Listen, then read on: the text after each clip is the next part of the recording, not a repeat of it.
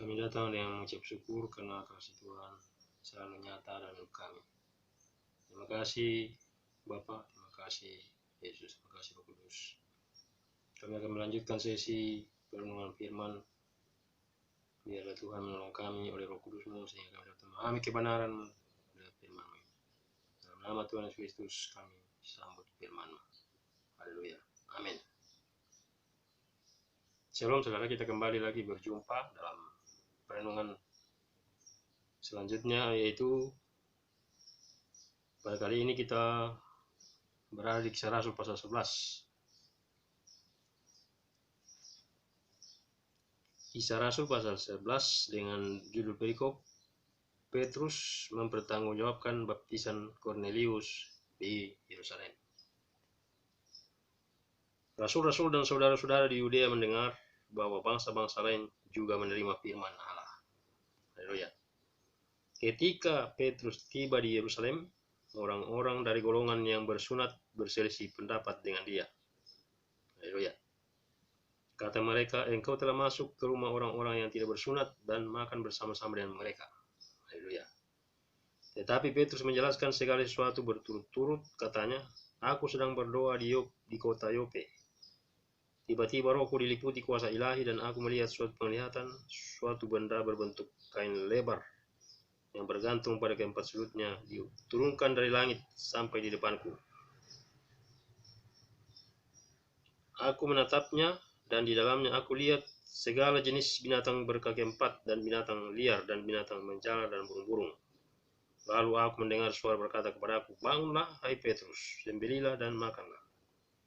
Tetapi aku berkata, tidak, Tuhan, tidak, sebab belum pernah sesuatu yang haram dan yang tidak tahir masuk ke dalam mulutku.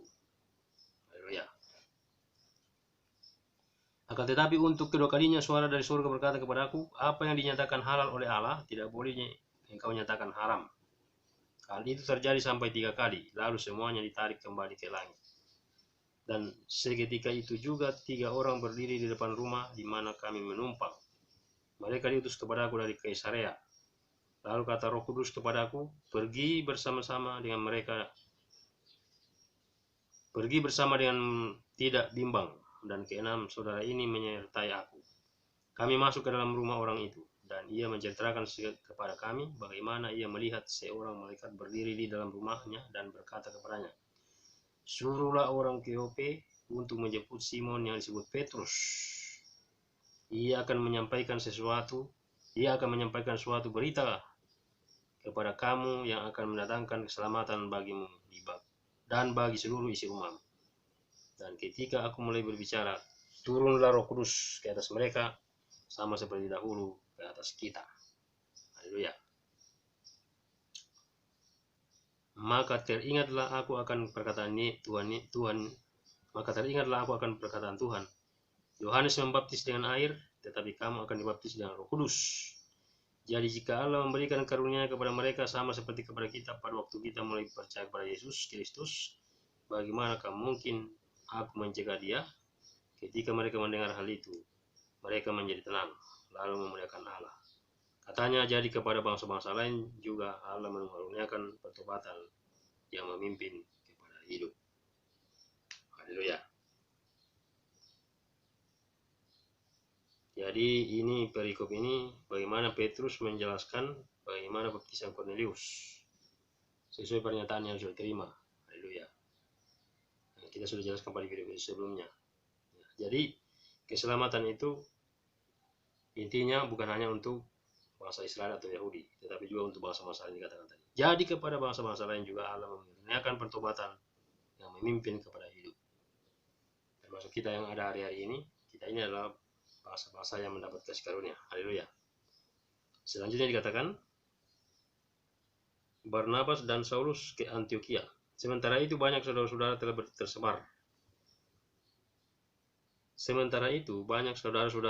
telah tersebar karena penganiayaan yang timbul sesudah Stefanus dihukum mati.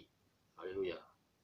Mereka tersebar sampai ke Fenisia, Siprus dan Antioquia. Namun mereka memberitakan Injil kepada orang Yahudi saja. Hanya sebatas orang Yahudi. Haleluya. Akan tetapi di antara mereka ada beberapa orang Siprus dan orang Kirene yang tiba di Antiokhia dan berkata-kata juga kepada orang-orang Yunani dan memberitakan Injil bahwa Yesus adalah Tuhan. Dan tangan Tuhan menyertai mereka dan sejumlah besar orang menjadi percaya dan berbalik kepada Tuhan. Haleluya. Maka sampailah kabar tentang mereka itu kepada jemaat di Yerusalem. Lalu jemaat itu mengutus Barnabas ke Antiokhia.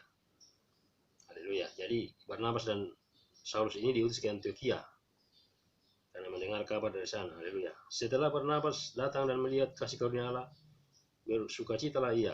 Haleluya. Ia menasihati mereka supaya mereka semua tetap setia kepada Tuhan. Haleluya. Karena Barnabas adalah orang baik, penuh dengan Roh Kudus dan iman, sejumlah orang dibawa kepada Tuhan. Lalu pergilah Barnabas ke Tarsus untuk mencari Saulus. Dan setelah bertemu dengan dia, ia membawanya ke Antiokhia. Mereka tinggal bersama-sama dengan jemaat itu 1 tahun lamanya, sambil mengajar banyak orang. Haleluya, di Antiokhia. Mereka tinggal 1 tahun lamanya sambil mengajar. Haleluya. Di Antiokhia lah murid-murid itu untuk pertama kalinya disebut Kristen. Haleluya. Jadi dari sinilah orang Kristen itu mulai disebut. Inilah kisahnya. Haleluya. Yaitu di Antiokhia. Haleluya. Pada waktu itu datanglah beberapa nabi dari Yerusalem ke Antiokhia. Haleluya. Seorang dari mereka yang bernama Agabus bangkit dan oleh kuasa Roh Kudus. Dan oleh kuasa Roh ia mengatakan bahwa seluruh dunia akan ditimpa bahaya kelaparan yang besar. Haleluya. Hal itu terjadi juga pada zaman Claudius. Lalu murid-murid memutuskan untuk mengumpulkan suatu sumbangan sesuai dengan kemampuan mereka masing-masing dan mengirimkannya kepada saudara-saudara yang diam di Yudea. Hal itu mereka lakukan juga dan mereka mengirimkannya kepada penatua-penatua dengan perantaraan Barnabas dan Saulus. Jadi krisis itu bukan hanya terjadi pada hari ini, tapi juga zaman-zaman dahulu sudah terjadi. Haleluya. Kalau hari ini kita mungkin mengalami aneka virus pandemi corona, sehingga ekonomi terpuruk, ekonomi terpengaruh. Nah, zaman rasul-rasul juga sudah pernah terjadi. Haleluya. Dikatakan tadi bahwa akan terjadi, bahwa seluruh dunia akan ditimpa bahaya kelaparan yang besar. Haleluya. Jadi sebelum terjadi itu Roh Kudus sudah beritahukan. Haleluya. Jadi ini pengutusan Barnabas dan Saulus ke Antiokhia. Setelah mereka mendengar di sana banyak yang menerima kasih karunia Allah, jadi percaya. Haleluya. Jadi dari sinilah untuk pertama kalinya orang-orang percaya kepada Yesus itu disebut Kristen. Haleluya. Jadi apa yang dipertanggungjawabkan oleh Petrus tadi itu merupakan baptisan yang dilakukan kepada Cornelius setelah dia diundang ke rumahnya oleh pernyataan Roh Kudus yang sudah kita bahas sebelumnya di video sebelumnya. Haleluya. Sangat luar biasa ya apa yang terjadi dalam pergerakan mereka ini. Mereka berjalan dalam tuntunan Roh Kudus. Sungguh luar biasa. Haleluya. Nah, percaya kita tetap semangat dalam segala situasi dan kondisi. Tuhan tetap ada bersama-sama kita. Haleluya. Roh Kudus yang sudah memberikan jaminan bagi kita itu dan terus ada dalam hati kita, batin kita untuk terus menuntun kita kepada kebenaran, seluruh kebenaran Tuhan yang setiap hari kita renungkan dan pelajari. Haleluya. Jadi saya kira cukup untuk saat ini. Ya, haleluya. Intinya adalah apa yang dilakukan oleh Petrus yaitu dalam membaptis Cornelius sekeluarga itu sudah dipertanggungjawabkan dan kepada jemaat di Yerusalem. Ya, kita lihat situ. Ketika mendengar hal itu mereka menjadi tenang. Ya, setelah dijelaskan. Setelah Petrus menjelaskan tentang baptisannya kepada Cornelius di Yerusalem. Ya, sehingga dikatakan ketika ayat 18 Kisah Rasul 11, ketika mereka mendengar hal itu, mereka menjadi tenang lalu memuliakan Allah. Haleluya. Katanya, jadi kepada bangsa-bangsa lain juga Allah mengaruniakan pertobatan yang memimpin kepada hidup. Jadi pertobatan yang memimpin kepada hidup. Hidup di dalam Kristus. Haleluya. Nah, kemudian pengutusan Barnabas dan Saulus ke Antiokhia ini karena dikatakan, haleluya. Sementara itu banyak saudara-saudara yang telah tersebar karena penganiayaan yang timbul. Jadi setelah Stefanus dihukum mati, dirajam dengan batu, murid-murid atau orang-orang yang sudah percaya itu tersebar, dikatakan sampai ke Fenisia, Siprus, dan Antiokhia. Dan di Antiokhia mereka berkumpul itu. Nah, Tapi dikatakan situ mereka hanya memberitakan Injil saja kepada orang Yahudi. Haleluya. Haleluya. Ya, jadi waktu Barnabas dan Saulus diutus ke Antiokhia,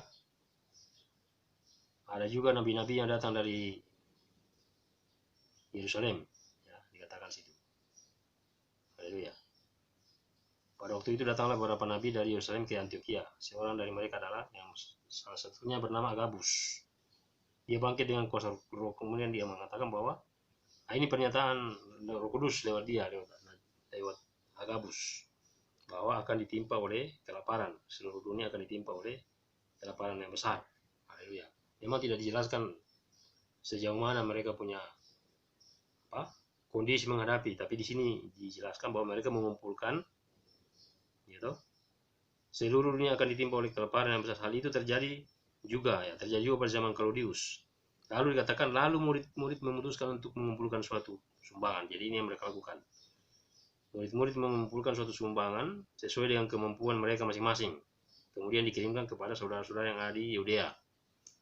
Hal itu mereka lakukan juga, dan mereka mengirimkannya kepada penatua dengan perantaraan Barnabas dan Saulus. Nah, itu yang terjadi dalam mengantisipasi kelaparan itu. Haleluya. Haleluya. Nah, ini yang bisa kita renungkan dari pembacaan ini. Saya percaya kita hari-hari ini dalam menghadapi era pandemi COVID-19, kita tetap bersukacita, kita tetap bersabar. Firman Tuhan katakan bahwa bertekun dalam doa, bersabar dalam kesesakan, bersukacita dalam pengharapan. Haleluya. Kita tekun berdoa, sabar dalam kesesakan, dan kita akan bersukacita karena pengharapan itu tidak pernah mengecewakan. Pengharapan itu tidak lain adalah Yesus Kristus Tuhan yang telah mati bagi kita, bangkit bagi kita, bahkan naik ke surga, bahkan telah mencurahkan Roh-Nya dalam hati kita, batin kita, yang menjadi kekuatan kita hari-hari ini. Itulah pengharapan kita, dan pengharapan yang terakhir adalah kita sedang menanti-nantikan kedatangannya yang kedua kali. Haleluya, dalam hidup kita.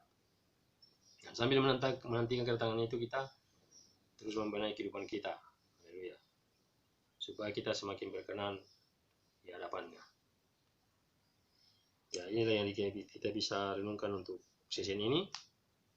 Biar kita tetap bersemangat dalam melakukan tugas masing-masing.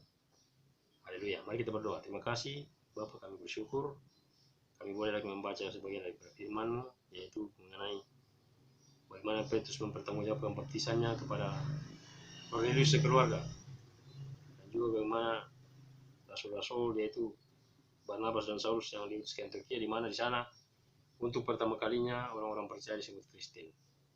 Terima kasih buat bacaan ini, Tuhan, membuat kami lagi kuat, mampu, bersemangat untuk melihat bahwa karya Tuhan tidak pernah berhenti dalam hidup kami. Roh Kudus terus menuntun kami, membawa kami untuk semakin mengerti dan memahami kehendak-Mu di hari-hari yang terakhir ini, dan sudah menghadapi kesusahan-kesusahan ini. Kami sungguh percaya bahwa Tuhan senantiasa akan hidup kami, menjadi kekuatan kami, menjadi perlindungan kami yang sempurna. Terpujilah nama buat hari ini, Tuhan, kami bersyukur, mengembalikan segala penghormatan, kemuliaan hanya bagi-Mu. Di dalam nama Tuhan Yesus Kristus, kami sudah berdoa dan mengucap syukur buat firman. Haleluya. Amin. Demikian saudara-saudaraku, apa yang kita bisa renungkan. Selamat melanjutkan aktivitas. Immanuel, Allah beserta kita. Shalom.